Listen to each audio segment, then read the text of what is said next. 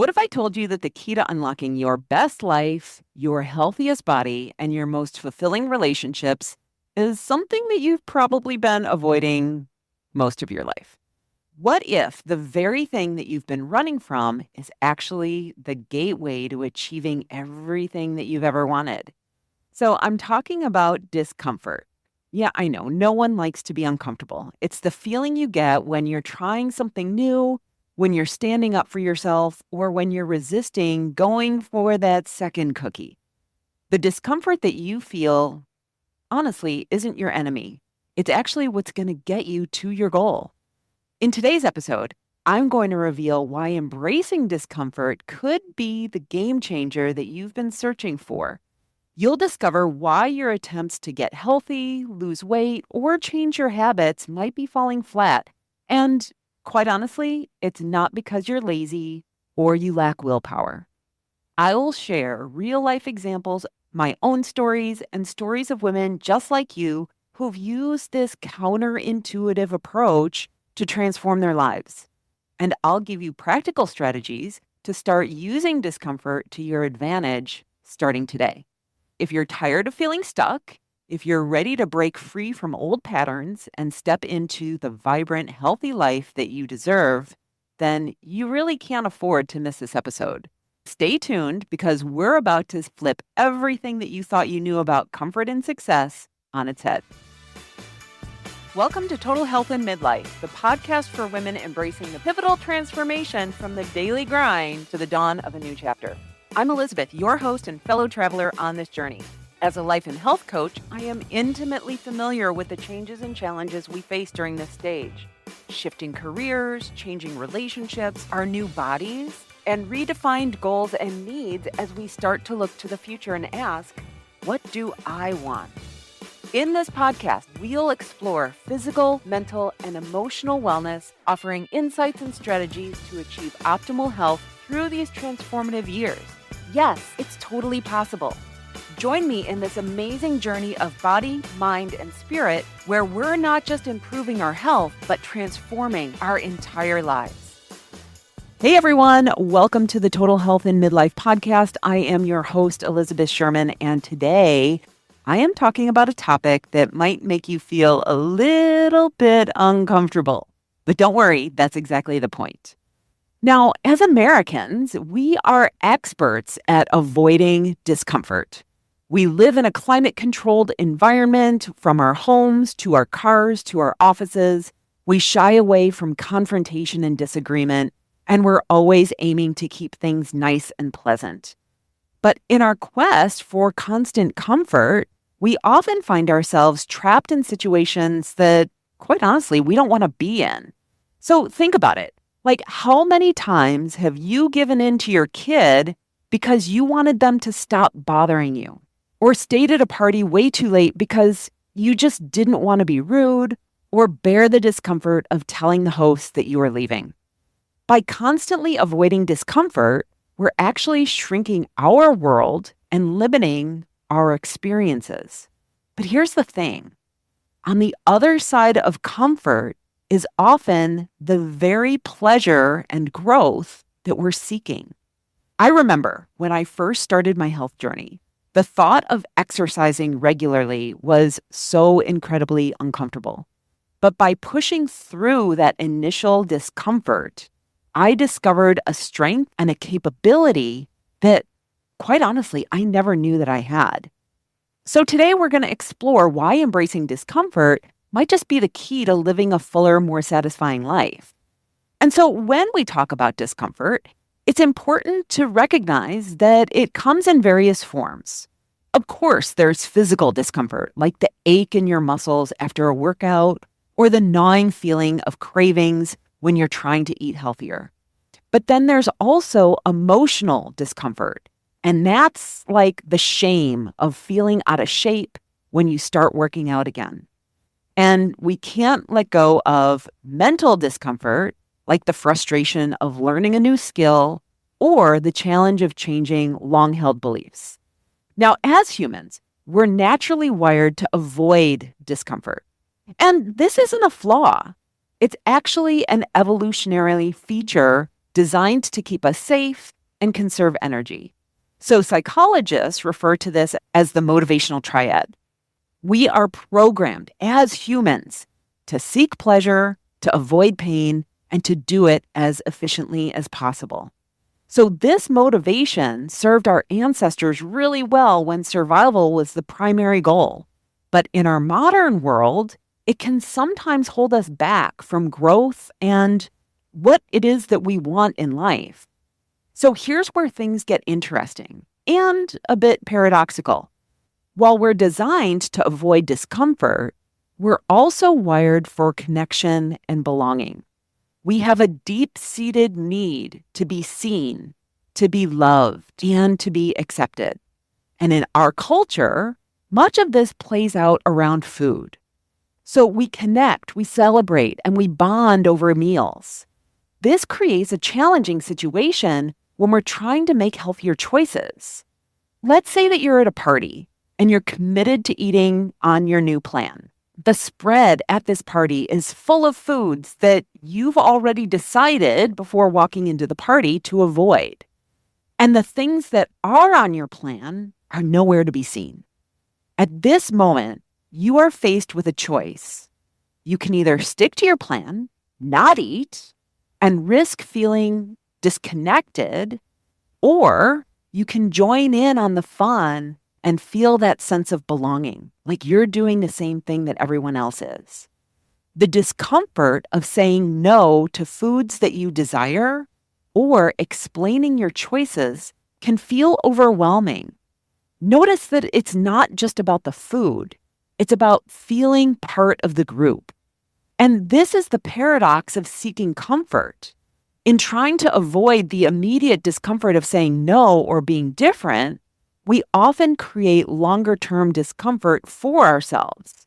So we abandon our goals, and then we feel guilty or disappointed later. We prioritize short-term social comfort over long-term personal satisfaction. And so understanding this paradox is crucial. It helps us to recognize that sometimes choosing short-term discomfort, like sticking to our food choices even when it's socially awkward, can lead to greater comfort and satisfaction in the long run. It's about expanding our capacity to tolerate discomfort in service of our bigger goals and our values. Let's talk first about emotional discomfort. Those not great, uneasy feelings that we encounter daily, but often try to ignore or push away. These emotions aren't just minor inconveniences. They're powerful guides that help shape our choices and behaviors in ways that most of us don't even realize. Think about the last time that you were out to dinner where everyone was indulging in food and drinks and you were trying to avoid them.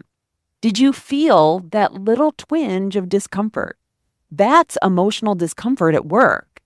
It might manifest as fear of missing out, about worrying what other people think, or anxiety about not fitting in. Or you might consider a time when you had to make a tough decision about your health or lifestyle. Maybe it was choosing between going to the gym or accepting that last-minute dinner invitation from some friends. The emotional discomfort of potentially disappointing others or missing out on social connections can really feel intense.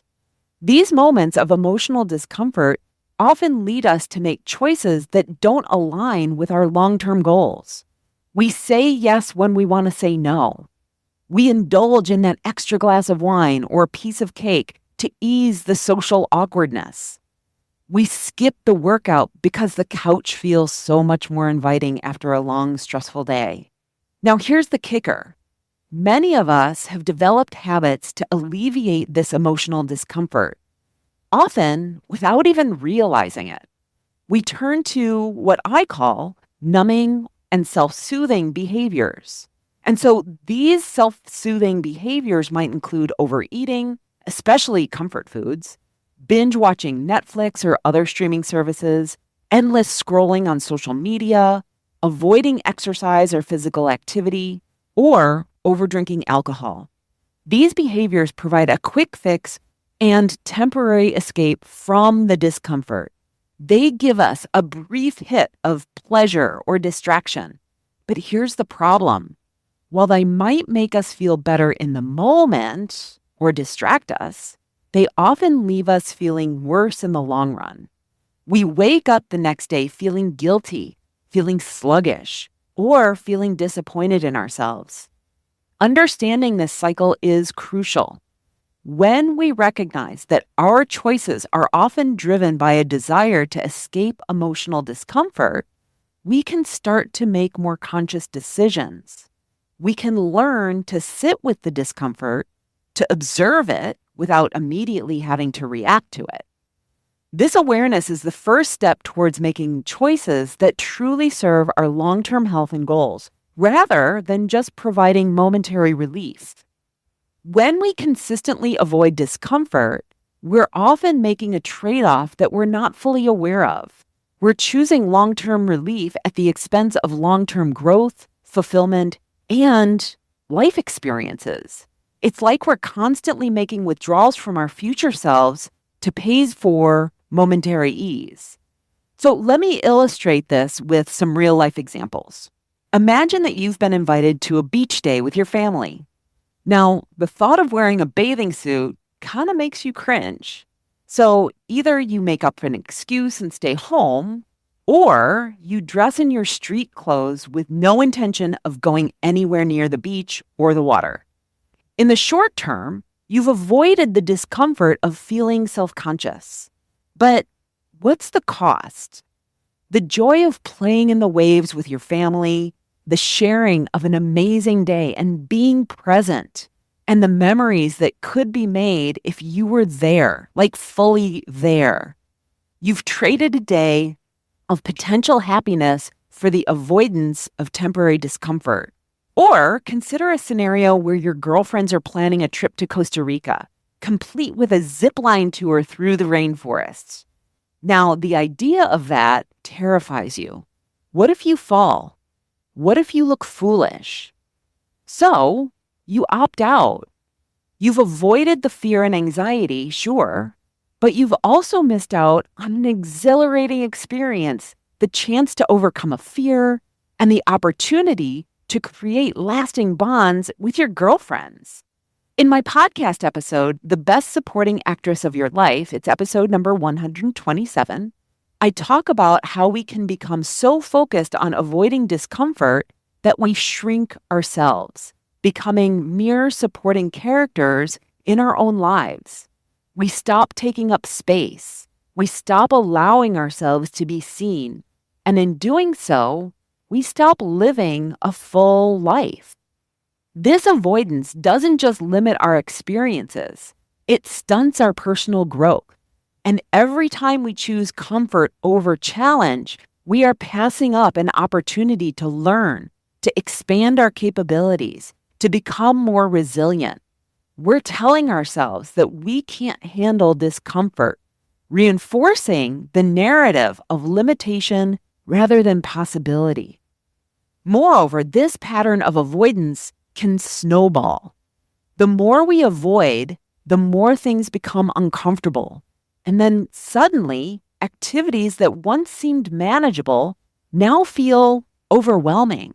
Our world gets smaller and smaller as we try to stay within the bounds of what feels safe and comfortable. The hidden cost of avoiding discomfort is a life half lived. It's missed adventures, unexplored potential, and relationships that never deepened. It's the regret of looking back and wondering, what if I had just taken that chance? Recognizing these costs is the first step towards the change. It's about understanding that while discomfort might be unpleasant in the moment, it's often the gateway to the life and results that we truly want. What if we changed our story about discomfort? What if, instead of viewing it as something to avoid, we saw it as the method to get what it is that we truly want? This shift in perspective can be huge. Consider discomfort as a kind of growing pain. Just as a child's body aches as it stretches and develops, Our minds and spirit experience discomfort as we expand our capabilities and push our boundaries. This discomfort isn't a warning to stop. It's a signal that we're on to something new and potentially amazing. Personal development rarely happens in our comfort zone. It's in those moments of struggle, uncertainty, and yes, discomfort that we truly evolve and grow. Think about any skill that you've mastered, any personal breakthrough that you've had, and chances are it didn't come easily. It likely involved some degree of discomfort, whether that was the frustration of not getting it right at first, the vulnerability of trying something new, or the fear of potential failure. Here's a personal example. When I started this podcast, I was riddled with doubt and fear. I mean, who was I to have a podcast? Who would want to listen to me? What if I ran out of things to say? The discomfort was real and intense. But here I am, 200 episodes in, and I haven't run out of things to say yet. The podcast is thriving, reaching tens of thousands of women and helping them on their health journeys. And by the way, if you have been listening to the podcast and enjoying it, I would be so incredibly grateful if you could leave a rating and review because it helps other women who need this information to find it more easily. So the process of learning to produce and publish episodes and then promote the podcast was full of discomfort. There were technical challenges and the vulnerability of putting my thoughts and voice out there. And then, of course, the fear of criticism or judgment. But by pushing through that discomfort, I've not only grown personally, but I've seen myself as capable, and I've been able to impact so many lives positively. It's an honor that you are choosing to spend your time with me. This is the power of reframing discomfort as a pathway to desired outcomes. When we embrace discomfort, we open ourselves up to new possibilities. We develop resilience, expand our skills, and often surprise ourselves with what we're capable of achieving. The relationship between discomfort and personal development is symbiotic. As we push ourselves to grow, we encounter discomfort. As we learn to navigate and embrace that discomfort, we grow even more. It's a self-reinforcing cycle that can lead to incredible personal transformation. So I have an assignment for you. The next time that you feel that twinge of discomfort, whether it's the nervousness before trying something new, the challenge of sticking to a health goal when it gets tough, or the uncertainty of putting yourself out there, I'm going to invite you to reframe it. Instead of seeing it as a sign to stop or quit, view it as a way to get to your goal. Ask yourself, what could facing this discomfort lead to? What might I learn or achieve if I lean into this feeling instead of away from it? The goal isn't to seek out unnecessary suffering, but to recognize that some discomfort is not only inevitable, but it's valuable on the path to becoming the person that you want to be. It's about expanding your capacity to handle challenges so that what once seemed impossible becomes achievable and eventually even somewhat comfortable. Tolerating discomfort is not an innate talent. It's a skill that can be developed and strengthened over time. Just like building physical strength through consistent exercise, we can build our discomfort muscle through regular practice and exposure. The key to building this tolerance lies in gradually exposing ourselves to slight, manageable levels of discomfort and learning to sit with the associated feelings without immediately seeking relief.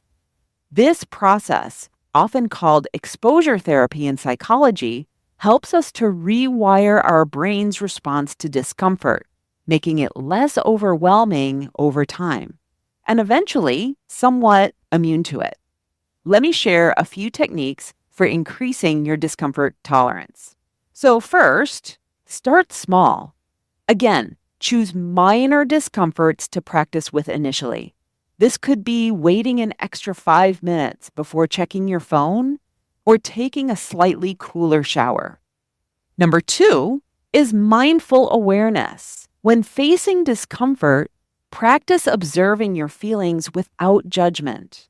Notice the physical sensations and thoughts that arise, like, oh, this is what awkwardness feels like. Feelings will not kill you. Sure, they're uncomfortable, but you have a 100% success rate in experiencing them. 3 is reframe the experience. Instead of thinking, this is awful, try, this is uncomfortable, but I can totally handle it, because you can. Number 4 is set clear intentions. Remind yourself why you're choosing to experience this discomfort. Connect it to your larger goals and values. It can also be super helpful if you expect to feel the discomfort when you're thinking about an upcoming event, because then you can prepare for it. And number 5 is celebrate small wins. Acknowledge every instance where you successfully tolerated discomfort, no matter how small. So I'd like to share a personal story that illustrates this process. When I was learning to stop emotional eating, it was so incredibly uncomfortable. It started with me simply becoming aware that I was standing in front of the pantry and asking myself, am I actually hungry? So when the answer was no, I would dig a little bit deeper. Well, then why am I here? What am I feeling? Did something happen that made me want to eat in response? Now, sometimes I wouldn't eat, but other times I would. And then other times I would eat, but I chose to limit the amount or opt for a healthier option. Every time I woke up from being on autopilot, it became a little bit easier. I could feel the old habit weakening. It's still uncomfortable for me not to turn to food when I'm stressed or upset, but doing that work makes me incredibly grateful for the past version of me who put in the effort. It also makes me feel capable of doing other uncomfortable things. Another example is building my online business. As women, we are often socialized to not promote ourselves or call attention to ourselves and our achievements.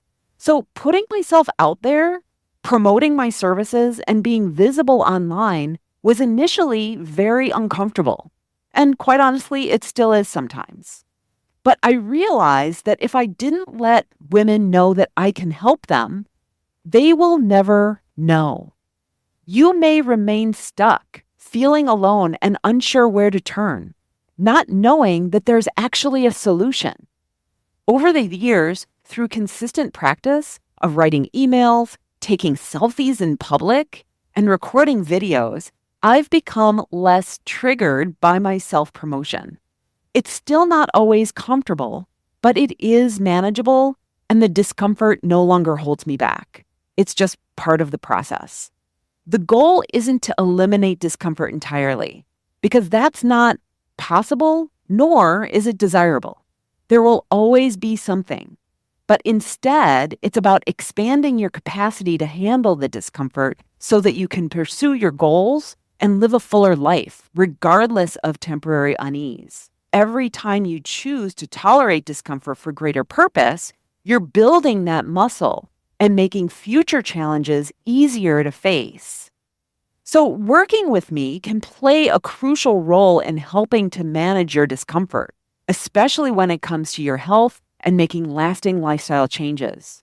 As a coach, my work centers on providing you with the tools and insights that you need to understand your emotional states and prepare for the discomfort that inevitably comes with change.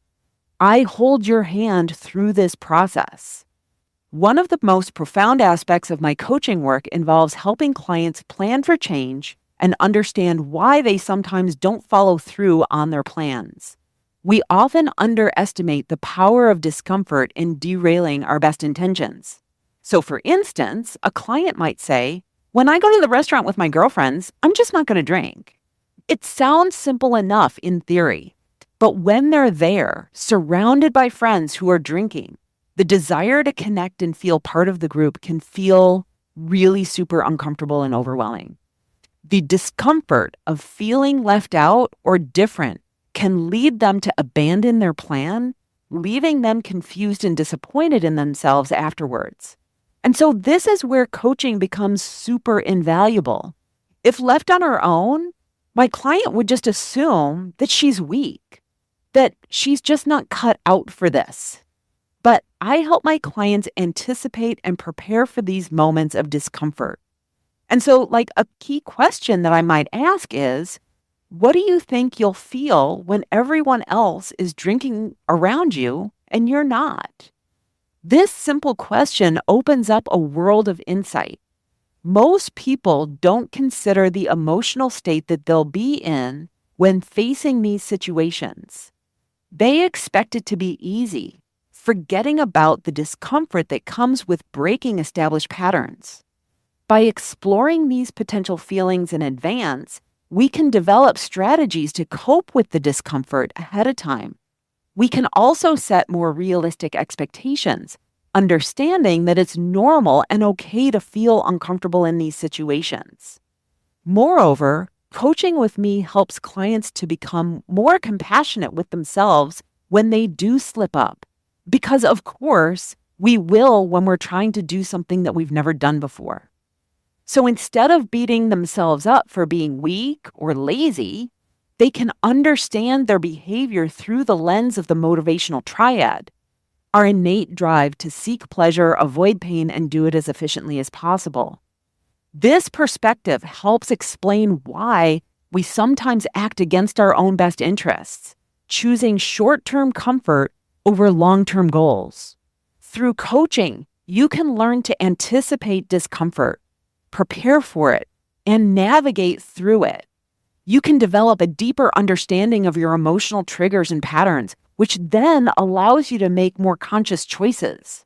This process not only helps you to achieve your immediate goals, but it also builds resilience and self-awareness that benefits all areas of your life. Living on the edge of your comfort zone isn't about constant, intense discomfort. It's about gently pushing your boundaries, stepping just beyond what feels easy and familiar. So this space, right at the edge of your comfort zone, is where real growth and fulfillment happen. When we embrace discomfort and expand our comfort zones, we open ourselves up to a wealth of the benefits. Increased resilience. Each time you face and overcome discomfort, you build emotional strength, making future challenges easier to handle. Greater self-confidence. Pushing past your limits shows what you're capable of, and it boosts your self-esteem. Enhanced creativity. Discomfort often forces us to think outside the box, fostering new skills and creative problem solving. More opportunities. As you become more comfortable with discomfort, you're likely to say yes to new experiences and new opportunities. And personal growth. So stepping out of your comfort zone is essential for learning, skill development, and personal evolution. Now, here's a crucial point that we need to address. We are often willing to push past discomfort when there's a larger discomfort looming on the other side of our decision. Let me share a few examples. Think about doing your taxes. It's a completely uncomfortable task that many of us put off, right? However, we eventually do them when the discomfort of potential financial penalties for turning them in late becomes greater than the discomfort of tackling the paperwork and figuring out all the rules. Or think about saying no to ice cream. If our only potential discomfort is the vague possibility that we might not fit into our jeans at some point in the future, it's easy to bargain with ourselves, like thinking, oh, I'll make up for it tomorrow. But for someone who's lactose intolerant, the immediate and certain discomfort of digestive issues outweighs the momentary pleasure of the ice cream. These examples illustrate an important way that our brains work. We're more likely to tolerate discomfort when we have a clear understanding of the consequences of our actions. And so this is why it's important to connect our short-term actions with our long-term goals and values. By consciously choosing to expand your comfort zone and embrace discomfort, you're not just avoiding larger discomforts down the line. You're actively creating a richer, more fulfilling life. You're saying yes to new experiences, deeper relationships, and personal growth. You're becoming more resilient, more confident, and more capable of handling whatever life throws your way. Be mindful of the fact that life lived entirely within your comfort zone might feel safe, but it's also limited. True fulfillment often lies just on the other side of discomfort. And by learning to lean into that discomfort, you open yourself up to a world of possibilities and a life lived to its fullest potential. Let's get practical and put this knowledge to work in your life. I want to encourage you to start identifying areas where a little bit of discomfort could lead to significant growth or positive change. These could be in your health journey, your relationships, your career, or any aspect of your life where you feel stuck, resentful, or unfulfilled. So start by asking yourself, where am I avoiding discomfort at the cost of my long-term goals or happiness? Maybe it's putting off that conversation with your partner, avoiding the gym, or not speaking up in team meetings at work. These are potential gold mines for growth. Once you've identified these areas, here's a powerful question to ask yourself. What emotion will I need to tolerate to make this change? This question can be eye-opening. It prepares you mentally and emotionally for the challenge ahead. If you're planning to start a new exercise routine, you might need to tolerate feelings of discomfort, self-doubt, or frustration. Naming these emotions in advance makes them less overwhelming when they do arise. And what I find is that when we actually do the thing, the anticipated feeling is so much worse than the actual experience. Like, how many times have you said, well, that wasn't nearly as bad as I thought it was going to be, after you've done something challenging? Now, on the other side of making a decision, when you find your inner critic showing up for indulging in that unplanned cookie or that glass of wine, ask yourself, what could I have been feeling in order to make that choice? This question shifts you from self-judgment to curiosity. Maybe you are feeling stressed, lonely, or you are seeking comfort. Understanding the emotional driver behind your actions allows you to approach similar situations with more awareness in the future. The goal isn't to eliminate discomfort, because that's not possible, and there's always going to be the next uncomfortable thing. And neither is it desirable. Instead, it's about building your capacity to tolerate discomfort in service of your larger goals and values.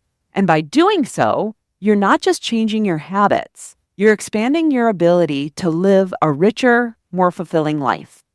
Start small, be patient with yourself, and celebrate every time you choose beneficial discomfort over easy comfort. You're building a skill that will serve you well in all areas of your life. As I wrap up this exploration of discomfort, I want to take a moment and reflect on what we've covered. We've seen how avoiding discomfort can actually limit our lives, while embracing it can lead to growth, opportunity, and a richer experience of life. Keep in mind that discomfort isn't the enemy. It's often a marker pointing towards opportunity and what we really want. We've learned that tolerating discomfort is a skill that we can develop, just like building a muscle. Each time you choose to sit with an uncomfortable feeling rather than immediately seeking relief, you are strengthening your ability to handle future challenges. This skill is invaluable in all areas of life, from health and relationships to career and personal growth. The key is to start recognizing those moments of discomfort as opportunities rather than obstacles. Ask yourself, what emotion will I need to tolerate to achieve my goal? This simple question can prepare you for the journey ahead and make the discomfort feel so much more manageable. I want to encourage you to embrace discomfort in small ways each day. Push yourself a little further in your workout. Have that challenging conversation that you've been avoiding. Or try something new that scares you just a little bit. Remember, on the other side of that discomfort is often where the magic happens, where you find growth, achievement, and a sense of pride in yourself. If you're finding it challenging to navigate this journey alone, know that support is available. As a coach, I specialize in helping women just like you use discomfort as a tool to get what it is that you want. If you're ready to take the next step in your health and wellness journey, I want to invite you to explore how coaching with me can help you get the results that you desire. I can help you turn discomfort into your superpower, helping you to create the healthy, fulfilling life that you deserve. Thank you for joining me today. Until next time, remember, a little discomfort today can lead to a lot of joy tomorrow. Have an amazing day, everyone. I'll talk to you next time. Bye-bye. Thank you for tuning in today. Now, if you enjoy the podcast and are ready to take the next step in addressing your health concerns, I would love to invite you to schedule an I Know What to Do, I'm Just Not Doing It strategy call. In this 60-minute session, we will explore what's holding you back and create a personalized action plan. You will gain clarity, support, and practical steps to move you forward. Visit elizabethsherman.com/call to book your call now. You can transform your health, and I would love to be there to help.